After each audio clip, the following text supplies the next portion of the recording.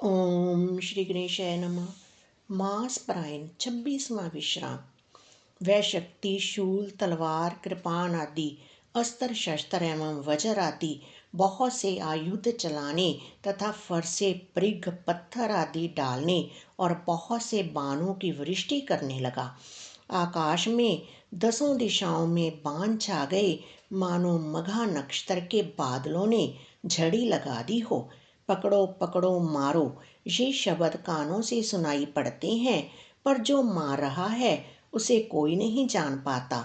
पर्वत और वृक्षों को लेकर वानर आकाश में दौड़कर जाते हैं, पर उसे देख नहीं पाते। इससे दुखी होकर लौट आते हैं। मेघनाथ ने माया के बल से अटपटी घाटियों, रास्तों और पर्वत कंदराओं को बाणों के पिंजरे बना दिए। अब कहाँ जाएं, यह सोचकर रास्ता ना पाकर वानर व्याकुल हो गए, मानो पर्वत इंद्र की कैद में पड़े हों। मेघनाथ ने मारुति, हनुमान, अंगद, नल और नील आदि सभी बलवानों को व्याकुल कर दिया। फिर उसने लक्ष्मण जी, सुग्रीव और विभीषण को बाणों से मारकर उनके शरीरों को छलनी कर दिया। फिर वह श्री रघुनाथ जी से लड़ने लगा। वह जो बाण छोड़ता है वे सांप होकर लगते हैं। जो स्वतंत्र, अनंत, एक, अखंड और निर्विकार हैं, वे खर के शत्रु श्री राम जी लीला से नागपाश के वश में हो गए, उससे बंध गए। श्री रामचंद्र जी सदा स्वतंत्र, एक अद्वितीय भगवान हैं। वे नट की तरह अनेकों प्रकार के दिखावटी चरित्र करते हैं। रण की शोभा के लिए प्रभु ने अपने को नागपाश में बंधा लिया, किंतु उससे देवताओं को बड़ा भय हुआ। शिवजी कहते हैं, हे गिरिजे, जिनका नाम जपकर मुनि जन्म मृत्यु की फांसी को काट डालते हैं, वे सर्वव्यापक और विषव निवास, विषव के आधार प्रभु कहीं बंधन में आ सकते हैं। हे भवानी, श्री राम जी की इन सगुण लीलाओं के विषय में बुद्धि और वाणी के बल से तर्क निर्णय नहीं किया जा सकता। ऐसा विचार कर जो तत्वज्ञानी और विरक्त पुरुष हैं, वे सब तर्क छोड़कर श्री राम जी का भजन ही करते हैं। मेघनाथ ने सेना को व्याकुल कर दिया। फिर वह प्रकट हो गया और दुर्वचन कहने लगा। इस पर जामवान ने कहा, अरे दुष्ट, खड़ा रह। यह सुनकर उसे बड़ा क्रोध बढ़ा। अरे मूर्ख, मैंने बूढ़ा जानकर तुझको छोड़ दिया था। अरे अधम, अब तू मुझी को ललकारने लगा है। ऐसा कहकर उसने चमकता हुआ त्रिशूल चलाया। जामवान उसी त्रिशूल को हाथ से पकड़कर दौड़ा और उसे मेघनाथ की छाती पर दे मारा। वह देवताओं का शत्रु चक्कर खाकर पृथ्वी पर गिर पड़ा। जामवान ने फिर क्रोध में भरकर पैर पकड़कर उसको घुमाया और पृथ्वी पर पटक कर उसे अपना बल दिखलाया, किंतु वरदान के प्रताप से वह मारे नहीं मरता। तब जामवान ने उसका पैर पकड़कर उसे लंका पर फेंक दिया। इधर देव ऋषि नारद जी ने गरुड़ को भेजा। वे तुरंत ही श्री राम जी के पास आ पहुँचे। पक्षीराज गरुड़ जी सब माया सर्पों के समूहों को पकड़कर खा गए। तब सब बानरों के झुंड माया से रहित होकर हर्षित हुए। पर्वत, वृक्ष, पत्थर और नख धारण किए वानर क्रोधित होकर दौड़े। निशाचर विशेष व्याकुल होकर भाग चले और भागकर किले पर चढ़ गए। मेघनाथ की मूर्छा छूटी। तब पिता को देखकर उसे बड़ी शर्म लगी। मैं अजय अजय होने को यज्ञ करूं, ऐसा मन में निश्चय करके वह तुरंत श्रेष्ठ पर्वत की गुफा में चला गया। यहाँ विभीषण ने यह सलाह विचारी और श्री रामचंद्र जी से कहा, हे अतुलनीय बलवान उदार प्रभु, देवताओं को स्थाने वाला दुष्ट मायावी मेघनाथ अपवित्र यज्ञ कर रहा है। हे प्रभु, यदि वह यज्ञ सिद्ध हो पाएगा तो हे नाथ, फिर मेघनाथ जल्दी जीता ना जा सकेगा। यह सुनकर श्री रघुनाथ जी ने बहुत सुख माना और अंगद आदि बहुत से वानरों को बुलाया और कहा, हे भाइयों, सब लोग लक्ष्मण के साथ जाओ और जाकर यज्ञ को विध्वंस करो। हे लक्ष्मण, संग्राम में तुम उसे मारना। देवताओं को भयभीत देखकर मुझे बड़ा दुख है। हे भाई सुनो, उसको ऐसे बल और बुद्धि के उपाय से मारना जिससे निशाचर का नाश हो। हे जामवान, सुग्रीव और विभीषण, तुम तीनों जने सेना समेत इनके साथ रहना। इस प्रकार जब श्री रघुवीर ने आज्ञा दी, तब कमर में तरकस कसकर और धनुष सजाकर रणधीर श्री लक्ष्मण जी प्रभु के प्रताप को हृदय में धारण करके मेघ के समान गंभीर वाणी बोले, यदि आज मैं उसे बिना मारे आऊं तो श्री रघुनाथ जी का सेवक ना कहलाऊं। यदि सैकड़ों शंकर भी उसकी सहायता करें तो भी श्री रघुवीर की दुहाई है, आज मैं उसे मार ही डालूंगा। श्री रघुनाथ जी के चरणों में सिर नवाकर शेष अवतार श्री लक्ष्मण जी तुरंत चले। उनके साथ अंगद, नील, म्यंद, नल और हनुमान आदि उत्तम योद्धा थे। वानरों ने जाकर देखा कि वह बैठा हुआ खून और भैंसे की आहुति दे रहा है। वानरों ने सब यज्ञ विध्वंस कर दिया, फिर भी जब वह नहीं उठा तब वे उसकी प्रशंसा करने लगे। इतने पर भी वह ना उठा, तब उन्होंने जाकर उसके बाल पकड़े और लातों से मार मार कर वे भाग चले। वह त्रिशूल लेकर दौड़ा, तब वानर भागे और वहां आ गए जहां आगे लक्ष्मण जी खड़े थे। वह अत्यंत क्रोध का मारा हुआ आया और बार बार भयंकर शब्द करके गर्जने लगा। मारुति और अंगद क्रोध करके दौड़े। उसने छाती में त्रिशूल मारकर दोनों को धरती पर गिरा दिया। फिर उसने प्रभु श्री लक्ष्मण जी पर प्रचंड त्रिशूल छोड़ा। अनंत श्री लक्ष्मण जी ने बाण मारकर उसके दो टुकड़े कर दिए। हनुमान जी और युवराज अंगद फिर उठकर क्रोध करके उसे मारने लगे, पर उसे चोट ना लगी। शत्रु मेघनाथ मारे नहीं मरता, यह देखकर जब वीर लौटे तब वह घोर चिंगाड़ करके दौड़ा। उसे क्रुद्ध काल की तरह आता देखकर लक्ष्मण जी ने भयानक बाण छोड़े। वज्र के समान बाणों को आते देखकर वह दुष्ट तुरंत अंतर्ध्यान हो गया और फिर भांति भांति के रूप धारण करके युद्ध करने लगा। वह कभी प्रकट होता था और कभी छिप जाता था। शत्रु को पराजित ना होता देखकर वानर डरे। तब सर्पराज शेष जी, लक्ष्मण जी बहुत ही क्रोधित हुए। लक्ष्मण जी ने मन में यह विचार दृढ़ किया कि इस पापी को मैं बहुत खेला चुका, अब और अधिक खेलाना अच्छा नहीं। अब तो इसे समाप्त ही कर देना चाहिए। कौशलपति श्री राम जी के प्रताप का स्मरण करके लक्ष्मण जी ने वीर उचित दर्प करके बाण का संधान किया। बाण छोड़ते ही उसकी छाती के बीच में लगा। मरते समय उसने सब कपट त्याग दिया। राम के छोटे भाई लक्ष्मण कहाँ हैं, राम कहाँ हैं, ऐसा कहकर उसने प्राण छोड़ दिए।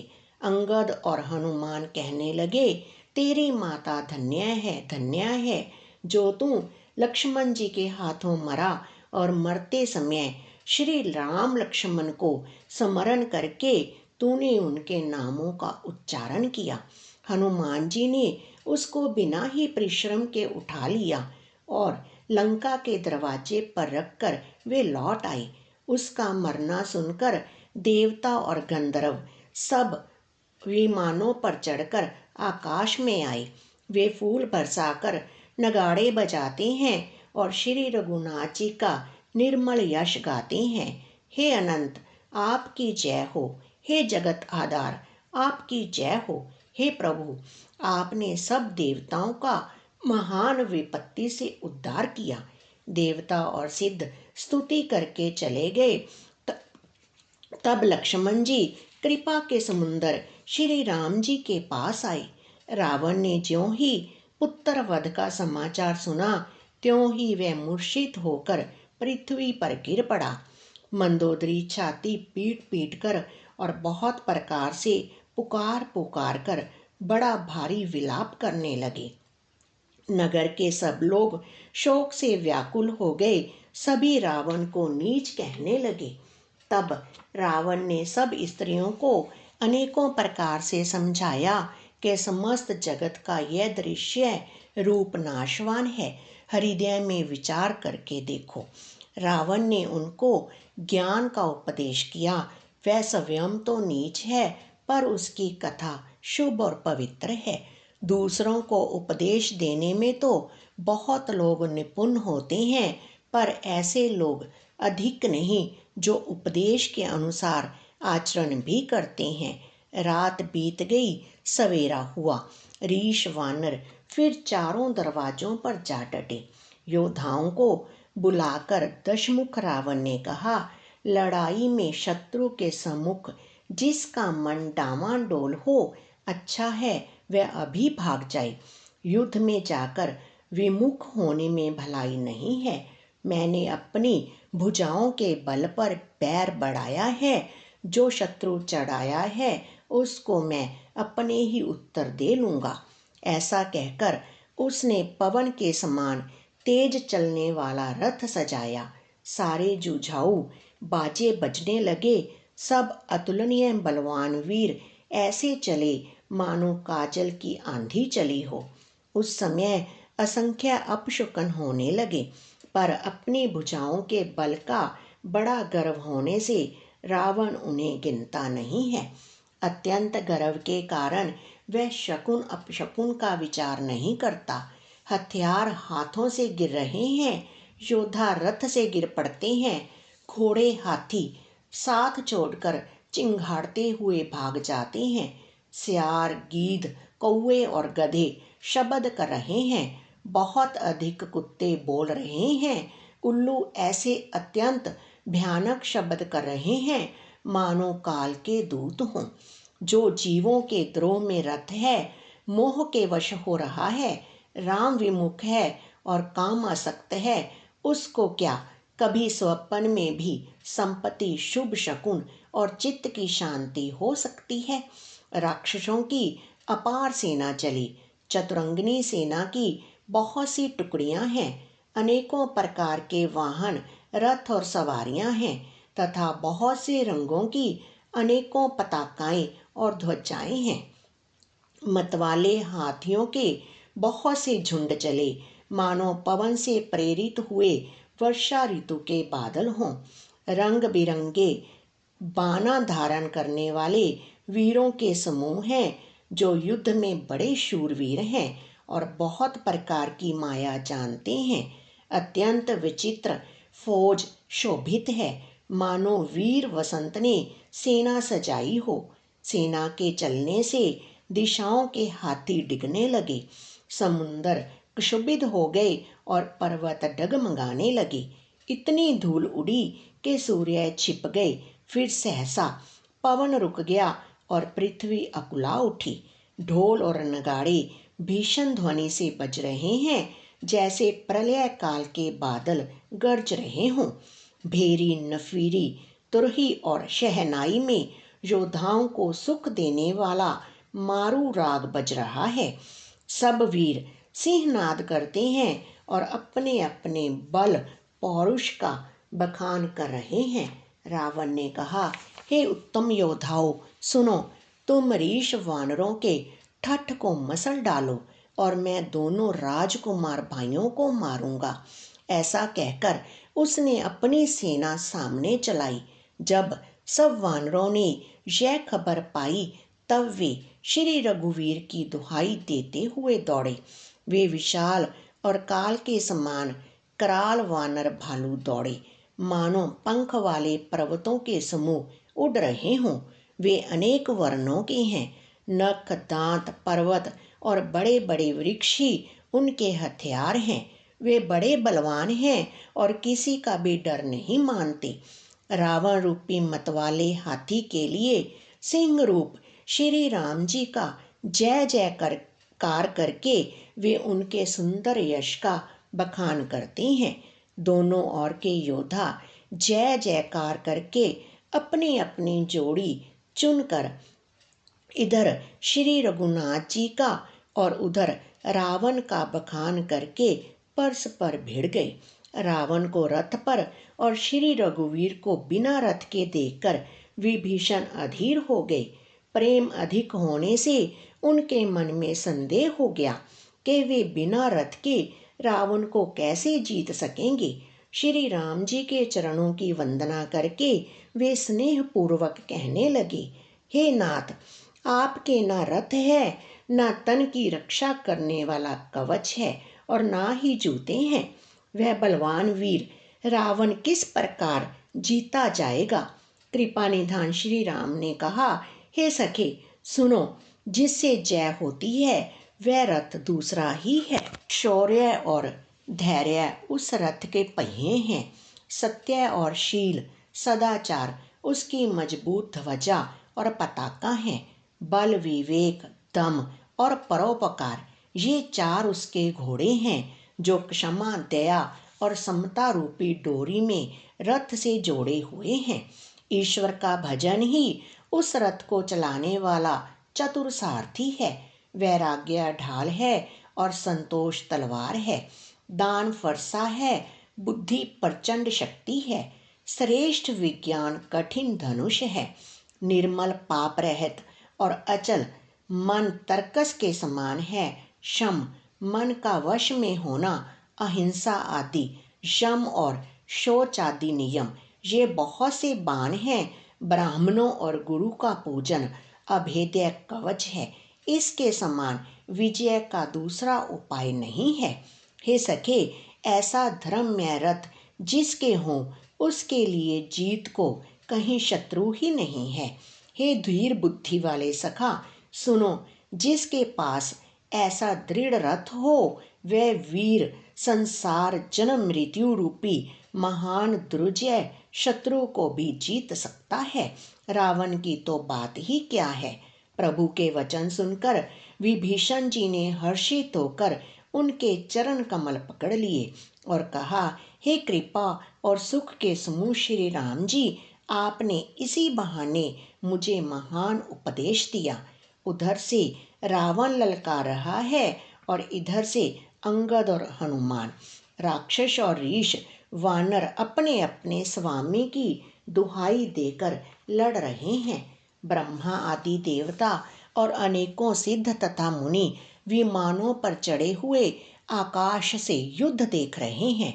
शिवजी कहते हैं, हे उमा, मैं भी उस समाज में था और श्री राम जी के रण रंग की लीला देख रहा था। दोनों ओर के योद्धा रण रस में मतवाले हो रहे हैं। वानरों को श्री राम जी का बल है, इससे वे जयशील हैं, जीत रहे हैं।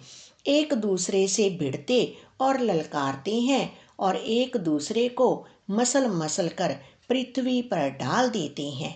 वे मारते काटते पकड़ते और पछाड़ देते हैं और सिर तोड़कर उन्हीं सिरों से दूसरों को मारते हैं, पेट फाड़ते हैं, भुजाएं उखाड़ते हैं और योद्धाओं को पैर पकड़कर पृथ्वी पर पटक देते हैं।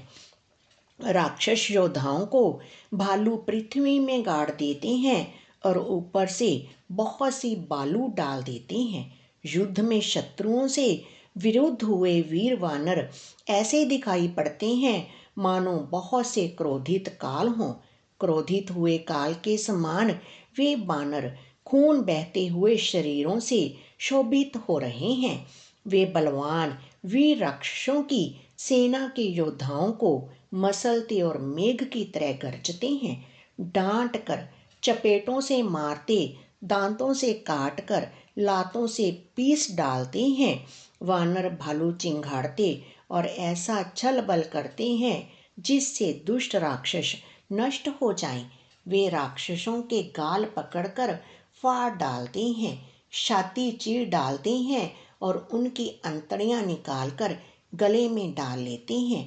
वे वानर ऐसे देख पड़ते हैं मानो प्रहलाद के स्वामी श्री नरसिंह भगवान अनेकों शरीर धारण करके युद्ध के मैदान में क्रीड़ा कर रहे हों। पकड़ो, मारो, काटो, पछाड़ो आदि घोर शब्द आकाश और पृथ्वी में छा गए हैं। श्री रामचंद्र जी की जय हो, जो सचमुच तृण से वज्र और वज्र से तृण कर देते हैं, निर्बल को सबल और सबल को निर्बल कर देते हैं। अपनी सेना को विचलित होते देखा तब 20 भुजाओं में 10 धनुष लेकर रावण रथ पर चढ़कर गर्व करके लौटो लौटो कहता हुआ चला। रावण अत्यंत क्रोधित होकर दौड़ा। वानर हुंकार करते हुए लड़ने के लिए उसके सामने चले। उन्होंने हाथों में वृक्ष, पत्थर और पहाड़ लेकर रावण पर एक ही साथ डाले। पर्वत उसके वज्र तुल्य शरीर में लगते ही तुरंत टुकड़े टुकड़े होकर फूट जाते हैं। अत्यंत क्रोधी रण उन्मत्त रावण रथ रोककर अचल खड़ा रहा, अपने स्थान से जरा भी नहीं हिला। उसे बहुत ही क्रोध हुआ। वह इधर उधर झपटकर और डपटकर वानर योद्धाओं को मसलने लगा। अनेकों वानर भालू हे अंगद, हे हनुमान, रक्षा करो पुकारते हुए भाग चले। हे रघुवीर, हे गोसाई, रक्षा कीजिए, यह दुष्ट काल की भांति हमें खा रहा है। उसने देखा कि सब वानर भाग छूटे। तब रावण ने 10 धनुषों पर बाण संधान किए। उसने धनुष पर संधान करके बाणों के समूह छोड़े। वे बाण सर्प की तरह उड़कर जा लगते थे।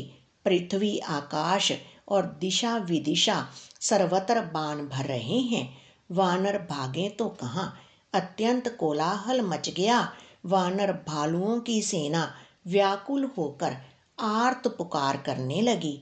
हे रघुवीर, हे करुणा सागर, हे पीड़ितों के बंधु, हे सेवकों की रक्षा करके उनके दुख हरने वाले हरि, अपनी सेना को व्याकुल देखकर कमर में तरकस कसकर और हाथ में धनुष लेकर श्री रघुनाथ जी के चरणों पर मस्तक नुआकर लक्ष्मण जी क्रोधित होकर चले। लक्ष्मण जी ने पास जाकर कहा, अरे दुष्ट, वानर भालुओं को क्या मार रहा है? मुझे देख, मैं तेरा काल हूँ। रावण ने कहा, अरे मेरे पुत्र के घातक, मैं तुझी को ढूंढ रहा था। आज तुझे मारकर अपनी छाती ठंडी करूँगा। ऐसा कहकर उसने प्रचंड बाण छोड़े। लक्ष्मण जी ने सबके सैकड़ों टुकड़े कर डाले। रावण ने करोड़ों अस्त्र शस्त्र चलाए। लक्ष्मण जी ने उनको तिल के बराबर करके काट कर हटा दिया। फिर अपने बाणों से उस पर प्रहार किया और उसके रथ को तोड़कर सारथी को मार डाला। रावण के 10 मस्तकों में से 100 बाण मारे। वे सिरों में ऐसे बैठ गए मानो पहाड़ के शिखरों में सर्प प्रवेश कर रहे हों। फिर 100 बाण उसकी छाती में मारे। वह पृथ्वी पर गिर पड़ा। उसे कुछ भी होश ना रहा। फिर मूर्छा छूटने पर वह प्रबल रावण उठा और उसने वह शक्ति चलाई जो ब्रह्मा जी ने उसे दी थी। वह ब्रह्मा की दी हुई प्रचंड शक्ति लक्ष्मण जी की ठीक छाती में लगी। वीर लक्ष्मण जी व्याकुल होकर गिर पड़े। तब रावण उन्हें उठाने लगा, पर उसके अतुलित बल की महिमा यों ही रह गई, व्यर्थ हो गई। वह उन्हें उठा न सका। जिनके एक ही सिर पर ब्रह्मांड रूपी भवन धूल के एक कण के समान विराजता है, उन्हें मूर्ख रावण उठाना चाहता है। वह तीनों भुवनों के स्वामी लक्ष्मण जी को नहीं जानता। यह देखकर पवन पुत्र हनुमान जी कठोर वचन बोलते हुए दौड़े। हनुमान जी के आते ही रावण उन पर अत्यंत भयंकर घूसे का प्रहार किया। हनुमान जी घुटने टेक कर रह गए, पृथ्वी पर गिरे नहीं और फिर क्रोध से भरे हुए संभाल कर उठे। हनुमान जी ने रावण को एक घूंसा मारा। वह ऐसा गिर पड़ा जैसे वज्र की मार से पर्वत गिरा हो। मूर्छा भंग होने पर फिर वह जगा और हनुमान जी के बड़े भारी बल को सराहने लगा। हनुमान जी ने कहा, मेरे पौरुष को धिक्कार है और मुझे भी धिक्कार है जो हे देवद्रोही तू अब भी जीता रह गया। ऐसा कहकर और लक्ष्मण जी को उठाकर हनुमान जी श्री रघुनाथ जी के पास ले आए। यह देखकर रावण को आश्चर्य हुआ। श्री रघुवीर ने लक्ष्मण जी से कहा, हे भाई, हृदय में समझो, तुम काल के भी भक्षक और देवताओं के रक्षक हो। ये वचन सुनते ही कृपालु लक्ष्मण जी उठ बैठे। वह कराल शक्ति आकाश को चली गई। लक्ष्मण जी फिर धनुष बाण लेकर दौड़े और बड़ी शीघ्रता से शत्रु के सामने आ पहुंचे। फिर उन्होंने बड़ी ही शीघ्रता से रावण के रथ को चूर चूर कर और सारथी को मारकर उसे रावण को व्याकुल कर दिया। 100 बाणों से उसका हृदय भेद दिया, जिससे रावण अत्यंत व्याकुल होकर पृथ्वी पर गिर पड़ा। तब दूसरा सारथी उसे रथ में डालकर तुरंत ही लंका को ले गया। प्रताप के समूह श्री रघुवीर के भाई लक्ष्मण जी ने फिर आकर प्रभु के चरणों में प्रणाम किया। वहां लंका में रावण मूर्छा से जागकर कुछ यज्ञ करने लगा। वह मूर्ख और अत्यंत अज्ञानी हठवश श्री रघुनाथ जी से विरोध करके विजय चाहता है। यहाँ विभीषण जी ने सब खबर पाई और तुरंत जाकर श्री रघुनाथ जी को कह सुनाई कि हे नाथ, रावण एक यज्ञ कर रहा है। उसके सिद्ध होने पर वह अभागा सहज ही नहीं मरेगा। हे नाथ, तुरंत वानर योद्धाओं को भेजिए जो यज्ञ का विध्वंस करें, जिससे रावण युद्ध में आवे। प्रातःकाल होते ही प्रभु ने वीर योद्धाओं को भेजा। हनुमान और अंगद आदि सब प्रधान वीर दौड़े। वानर खेल से ही कूद कर लंका पर जा चढ़े और निर्भय रावण के महल में जा घुसे। ज्यों ही उसको यज्ञ करते देखा, त्यों ही सब वानरों को बहुत क्रोध हुआ। उन्होंने कहा, अरे ओ निर्लज, रणभूमि से घर भाग आया और यहाँ आकर बगुले का सा ध्यान लगाकर बैठा है। ऐसा कहकर अंगद ने लात मारी, पर उसने इनकी ओर देखा भी नहीं। उस दुष्ट का मन स्वार्थ में अनुरक्त था। जब उसने नहीं देखा, तब वानर क्रोध करके उसे दांतों से पकड़कर काटने और लातों से मारने लगी। स्त्रियों को बाल पकड़कर घर से बाहर घसीट लाई। वे अत्यंत ही दीन होकर पुकारने लगी। तब रावण काल के समान क्रोधित होकर उठा और वानरों को पैर पकड़कर पटकने लगा। इसी बीच में वानरों ने यज्ञ विध्वंस कर डाला। यह देखकर वह मन में हारने लगा, निराश होने लगा। यज्ञ विध्वंस करके सब चतुर वानर रघुनाथ जी के पास आ गए। तब रावण जीने की आशा छोड़कर क्रोधित होकर चला। चलते समय अत्यंत भयंकर अमंगल अपशकुन होने लगे। गीध उड़कर उसके सिरों पर बैठने लगे, किंतु वह काल के वश था, इससे किसी भी अपशकुन को नहीं मानता था। उसने कहा, युद्ध का डंका बजाओ। निशाचरों की अपार सेना चली। उसमें बहुत से हाथी, रथ, घुड़सवार और पैदल हैं। वे दुष्ट प्रभु के सामने कैसे दौड़े, जैसे पतंगों के समूह अग्नि की ओर चलने के लिए दौड़ते हैं। इधर देवताओं ने स्तुति की कि हे श्री राम जी, इसने हमको दारुण दुख दिए हैं, अब आप इसे अधिक ना खेलाइए। जानकी जी बहुत ही दुखी हो रही हैं। देवताओं के वचन सुनकर प्रभु मुस्कुराए। फिर श्री रघुवीर ने उठकर बाण सुधारे। मस्तक पर जटाओं के जूड़े को कसकर बांधे हुए हैं। उसके बीच बीच में पुष्प गूंधे हुए शोभित हो रहे हैं। लाल नेत्र और मेघ के समान श्याम शरीर वाले और संपूर्ण लोकों के नेत्रों को आनंद देने वाले हैं। प्रभु ने कमर में फेंटा तथा तरकस कस लिया और हाथ में कठोर शारंग धनुष ले लिया। प्रभु ने हाथ में शारंग धनुष लेकर कमर में बाणों की खान सुंदर तरकस कस लिया।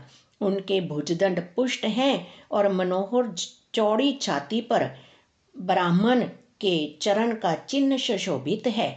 तुलसीदास जी कहते हैं, ज्यों ही प्रभु धनुष बाण हाथ में लेकर फिराने लगे, त्यों ही ब्राह्मण दिशाओं के हाथी कच्छप, शेषजी, पृथ्वी, समुंदर और पर्वत सभी डगमगा उठे।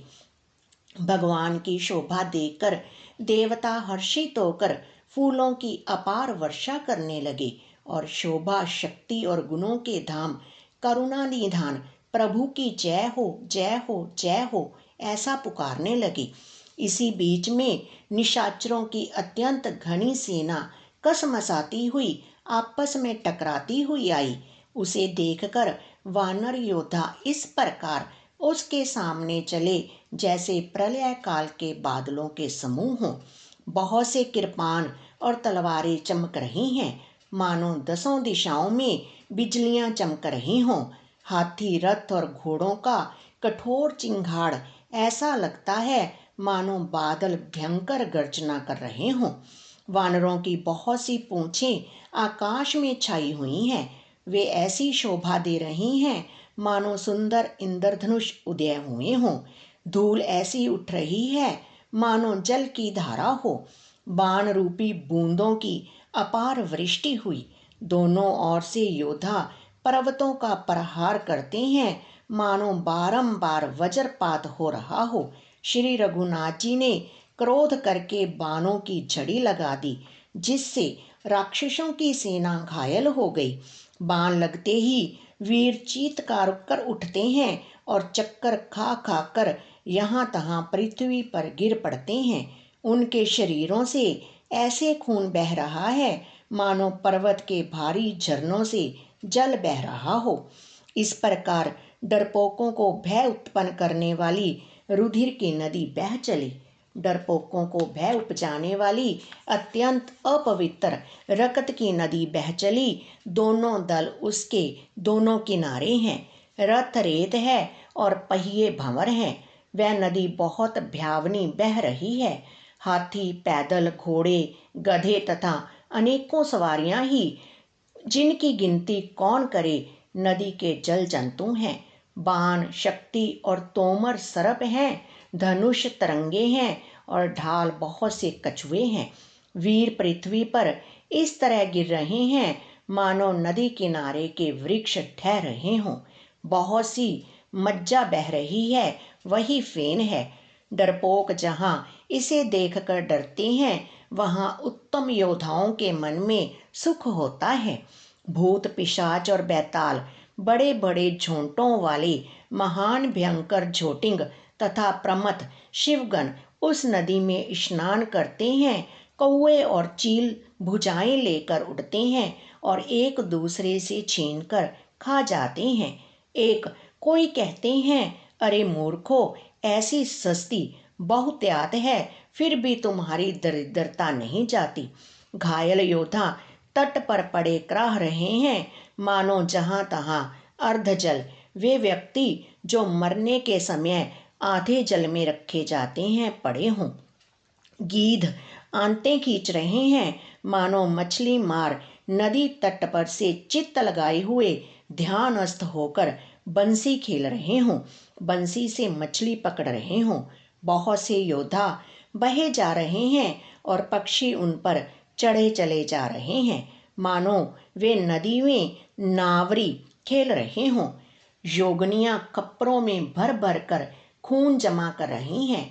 भूत पिशाचों की स्त्रियां आकाश में नाच रही हैं। चामुंडाएं योद्धाओं की खोपड़ियों का करताल बजा रही हैं और नाना प्रकार से गा रही हैं। गीदड़ों के समूह कट कट शब्द करते हुए मुर्दों को काटते खाते हुआ हुआ करते और पेट भर जाने पर एक दूसरे को डांटते हैं। करोड़ों धड़ बिना सिर के घूम रहे हैं और सिर पृथ्वी पर पड़े जय जय बोल रहे हैं। मुंड कटे सिर जय जय बोलते हैं और प्रचंड रुंड धड़ बिना सिर के दौड़ते हैं। पक्षी खोपड़ियों में उलझ उलझ कर परस्पर लड़े मरते हैं। उत्तम योद्धा दूसरे योद्धाओं को ढहा रहे हैं। श्री रामचंद्र जी के बल से दर्पित हुए वानर राक्षसों के झुंडों को मसले डालते हैं। श्री राम जी के बाण समूहों से मरे हुए योद्धा लड़ाई के मैदान में सो रहे हैं। रावण ने हृदय में विचारा कि राक्षसों का नाश हो गया है, मैं अकेला हूँ और वानर भालू बहुत हैं, इसलिए मैं अब अपार माया रचूं। देवताओं ने प्रभु को पैदल बिना सवारी के युद्ध करते देखा तो उनके हृदय में बड़ा भारी क्षोभ उत्पन्न हुआ। फिर क्या था, इंद्र ने तुरंत अपना रथ भेज दिया। उसका सारथी मातली हर्ष के साथ उसे ले आया। उस दिन अनुपम और तेज के पुंज तेजोमय रथ पर कौशलपुरी के राजा श्री रामचंद्र जी हर्षित होकर चढ़े। उसमें 4 चंचल मनोहर अजर अमर और मन की गति के समान शीघ्र चलने वाले देवलोक के घोड़े जुते थे। श्री रघुनाथ जी को रथ पर चढ़े देखकर वानर विशेष बल पाकर दौड़े। वानरों की मार सही नहीं जाती। तब रावण ने माया फैलाई। एक श्री रघुवीर के ही वह माया नहीं लगी। सब वानरों ने और लक्ष्मण जी ने भी उस माया को सच मान लिया। वानरों ने राक्षसी सेना में भाई लक्ष्मण जी सहित बहुत से रामों को देखा। बहुत से राम लक्ष्मण देखकर वानर भालू मन में मिथ्या डर से बहुत ही डर गए। लक्ष्मण जी सहित वे मानो चित्र लिखे से जहाँ के तहाँ खड़े देखने लगे।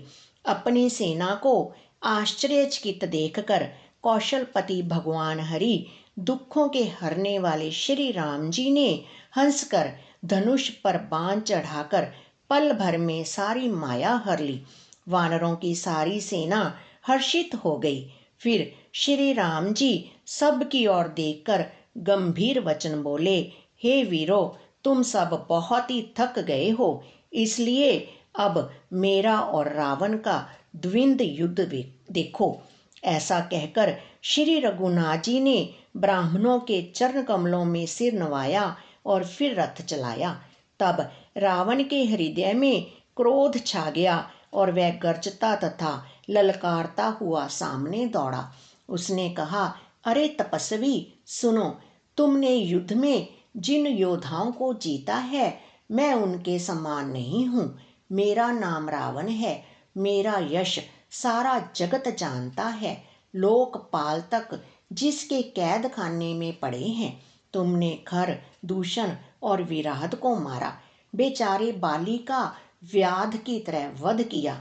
बड़े बड़े राक्षस योद्धाओं के समूह का संहार किया और कुंभकर्ण तथा मेघनाद को भी मारा। अरे राजा, यदि तुम रण से भाग ना गए तो आज मैं वह सारा वैर निकाल लूंगा। आज मैं तुम्हें निश्चय ही काल के हवाले कर दूंगा। तुम कठिन रावण के पाले पड़े हो।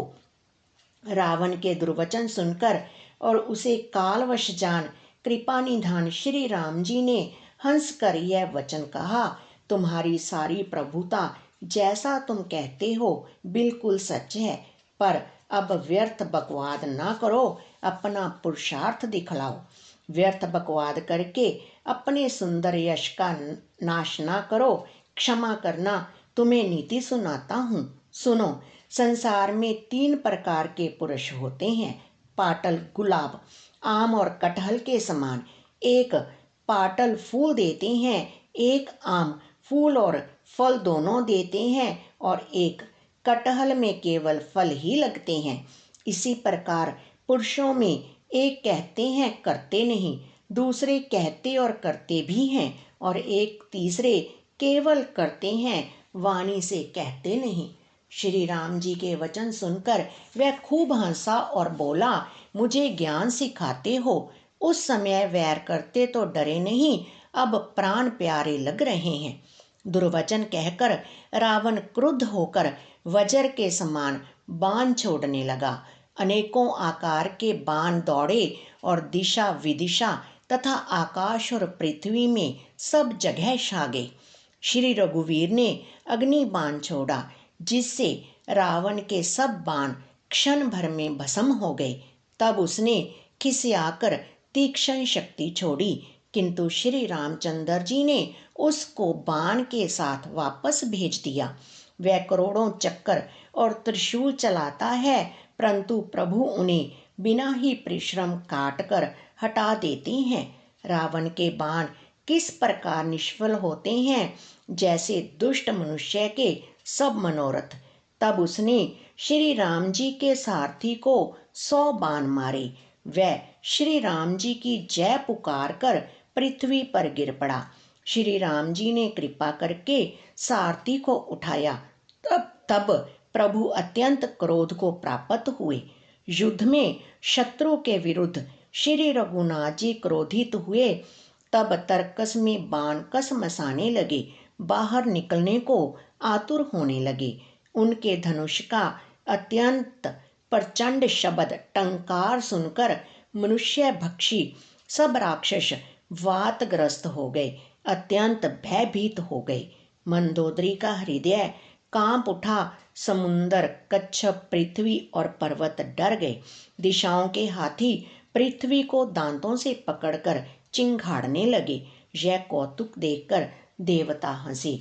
धनुष को कान तक तान कर श्री रामचंद्र जी ने भयानक बाण छोड़े। श्री राम जी के बाण समूह ऐसे चले मानो सर्प लहलहाते हुए जा रहे हों।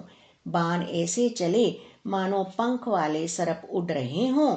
उन्होंने पहले सारथी और घोड़ों को मार डाला, फिर रथ को चूर चूर करके ध्वजा और पताकाओं को गिरा दिया। तब रावण बड़े जोर से गरजा, पर भीतर से उसका बल थक गया। तुरंत दूसरे रथ पर चढ़कर खिसियाकर उसने नाना प्रकार के अस्त्र शस्त्र छोड़े। उसके सब उद्योग वैसे ही निष्फल हो रहे हैं जैसे परदरों में लगे हुए चित्त वाले मनुष्य के होते हैं। तब रावण ने 10 त्रिशूल चलाए और श्री राम जी के चारों घोड़ों को मारकर पृथ्वी पर गिरा दिया। घोड़ों को उठाकर श्री रघुनाथ जी ने क्रोध करके धनुष खींचकर बाण छोड़े। रावण के सिर रूपी कमल वन में विचरण करने वाले श्री रघुवीर के बाण रूपी भ्रमरों की पंक्ति चली।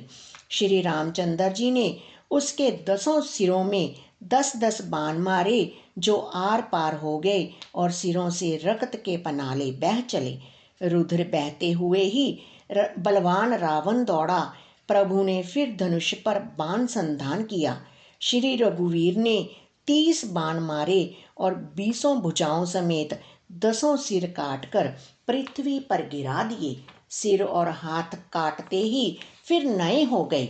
श्री राम जी ने फिर भुजाओं और सिरों को काट गिराया। इस तरह प्रभु ने बहुत बार भुजाएं और सिर काटे, परंतु काटते ही वे तुरंत फिर नए हो गए। प्रभु बार बार उसकी भुजा और सिरों को काट रहे हैं, क्योंकि कौशलपति श्री राम जी बड़े कौतुकी हैं। आकाश में सिर और बाहु ऐसे छा गए हैं मानो असंख्य केतु और राहु हों। मानो अनेकों राहु और केतु रुधिर बहाते हुए आकाश मार्ग से दौड़ रहे हों।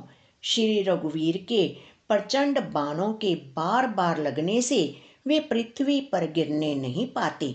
एक एक बाण से समूह के समूह सिर छिदे हुए आकाश में उड़ते ऐसे शोभा दे रहे हैं मानो सूर्य की किरणें क्रोध करके जहां तहां राहुओं को पिरो रही हों। जैसे जैसे प्रभु उसके सिरों को काटते हैं, वैसे ही वैसे वे अपार होते जाते हैं। जैसे विषयों का सेवन करने से काम, उन्हें भोगने की इच्छा दिन प्रतिदिन नया नया बढ़ता जाता है।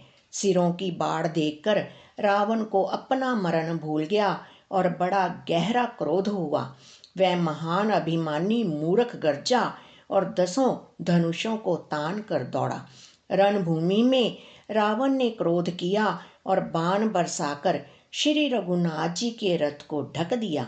एक दंड घड़ी तक रथ दिखलाई न पड़ा, मानो कोहरे में सूर्य छिप गया हो। जब देवताओं ने हाहाकार किया, तब प्रभु ने क्रोध करके धनुष उठाया और शत्रु के बाणों को हटाकर उन्होंने शत्रु के सिर काटे और उनसे दिशा विदिशा आकाश और पृथ्वी सबको पाट दिया। काटे हुए सिर आकाश मार्ग से दौड़ते हैं और जय जय की ध्वनि करके भय उत्पन्न करते हैं। लक्ष्मण और वानरराज सुग्रीव कहाँ हैं? कौशलपति रघुवीर कहाँ हैं? राम कहाँ हैं? यह कहकर सिरों के समूह दौड़े। उन्हें देखकर वानर भाग चले। तब धनुष संधान करके रघुकुल मणि श्री राम जी ने हंसकर बाणों से उन सिरों को भली भांति बेध डाला। हाथों में मुंडों की मालाएं लेकर बहुत सी कालिकाएं झुंड की झुंड मिलकर इकट्ठी हुई और वे रुद्र की नदी में स्नान करके चली, मानो संग्राम रूपी वट वृक्ष की पूजा करने जा रहे हों। फिर रावण ने क्रोधित होकर प्रचंड शक्ति छोड़ी। वह विभीषण के सामने ऐसे चली जैसे काल का दंड हो। अत्यंत भयानक शक्ति को आती देख और यह विचार कर कि मेरा प्रण शरणागत के दुख का नाश करना है, श्री राम जी ने तुरंत ही विभीषण को पीछे कर लिया और सामने होकर वह शक्ति स्वयं सह ली। शक्ति लगने से उन्हें कुछ मूर्छा हो गई।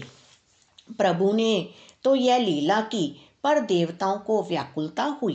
प्रभु को शारीरिक कष्ट प्राप्त हुआ देखकर विभीषण क्रोधित हो हाथ में गदा लेकर दौड़े और बोले, अरे अभागे मूर्ख, नीच दुर्बुद्धि, तूने देवता मनुष्य मुनि नाग सभी से विरोध किया। तूने आदर सहित शिव जी को सिर चढ़ाए, इसी से एक एक के बदले में करोड़ों पाए।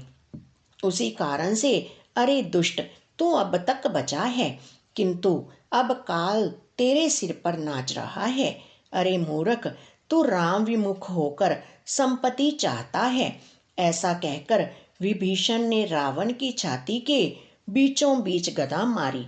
बीच छाती में कठोर गदा की घोर और कठिन चोट लगते ही वह पृथ्वी पर गिर पड़ा। उसके 10 मुखों से रुधिर बहने लगा। वह अपने को फिर संभाल कर क्रोध में भरा हुआ दौड़ा। दोनों अत्यंत बलवान योद्धा भिड़ गए और मल्ल युद्ध में एक दूसरे के विरुद्ध होकर मारने लगे।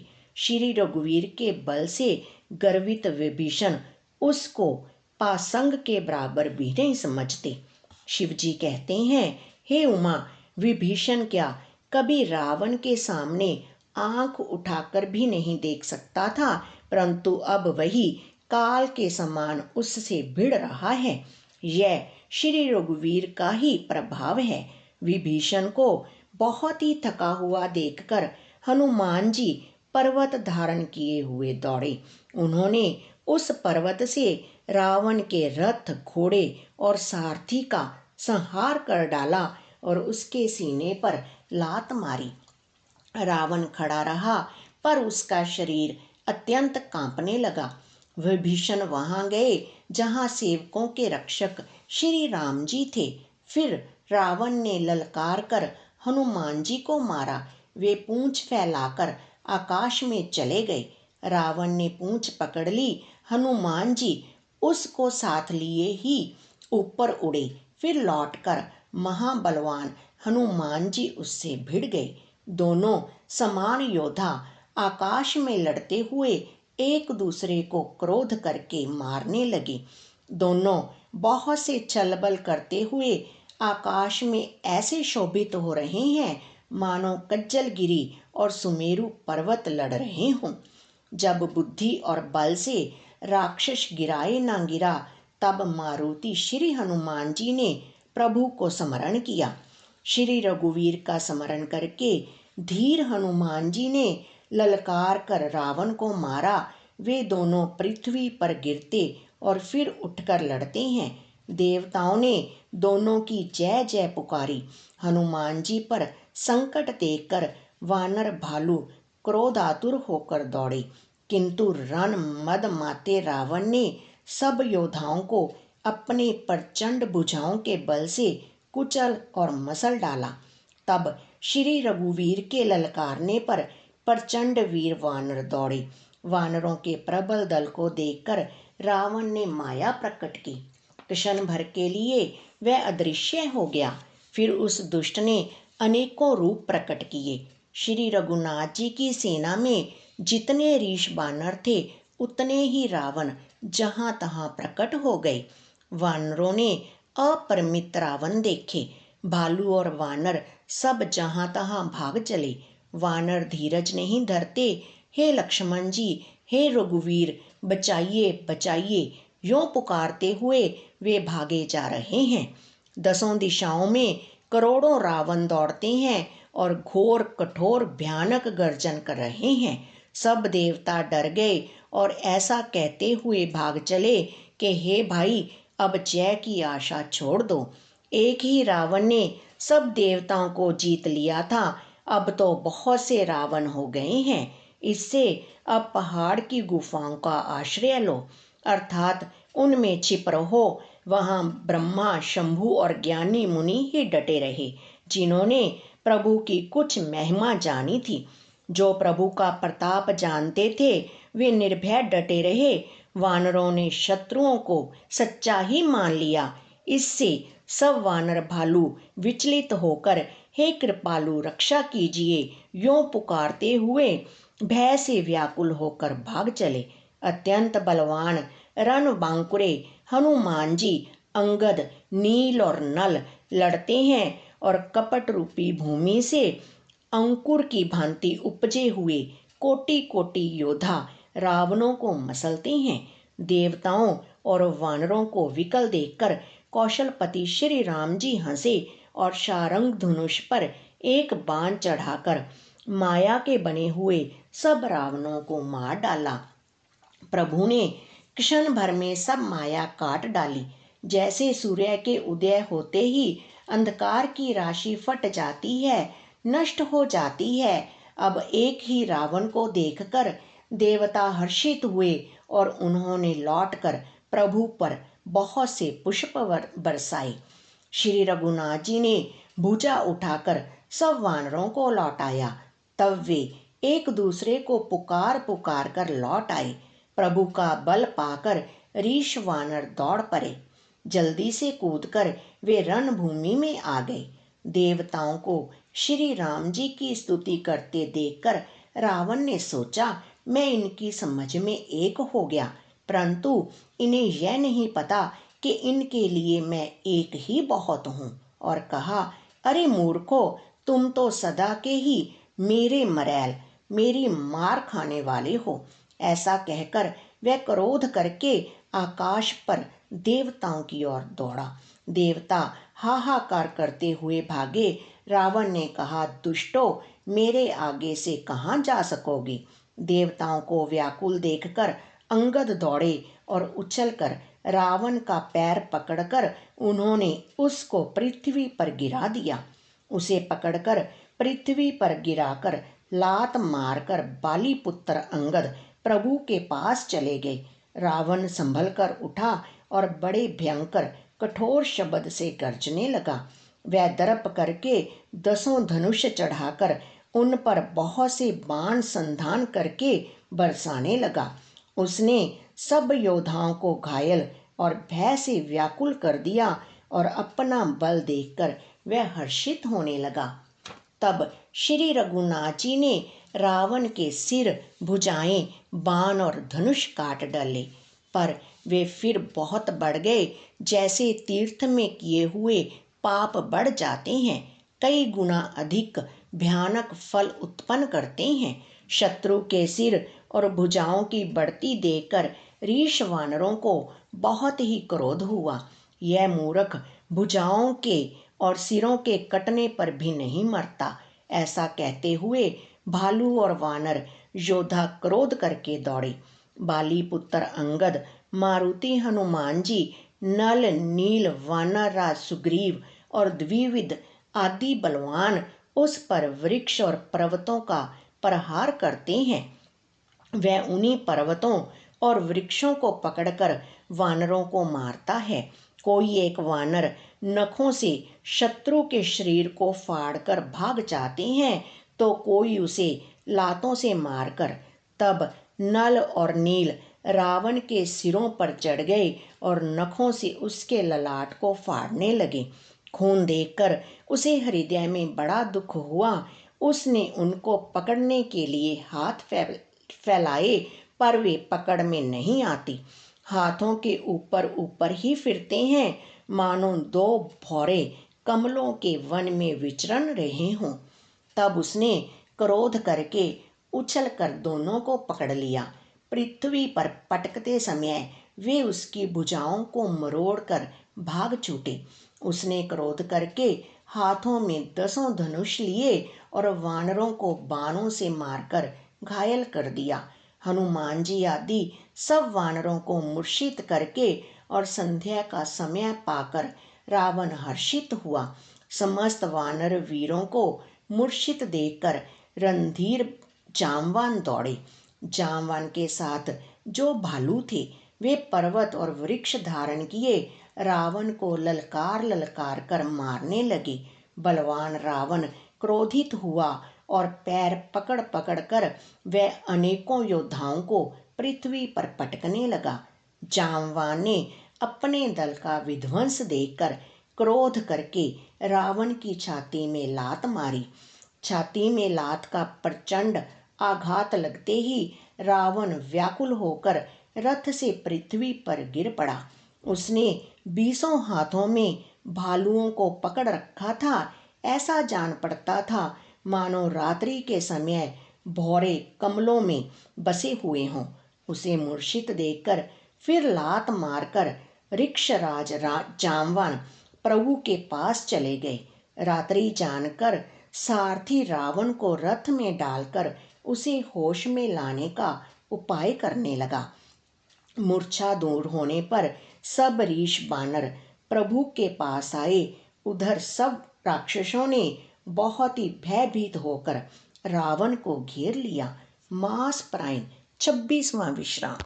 लंका कांड 26वां विश्राम यहीं समाप्त होता है। अगले विश्राम के साथ हम जल्द ही मिलेंगे, लेकिन तब तक हमारे चैनल को सब्सक्राइब करें, लाइक करें, शेयर करें। सबको जय सिया राम।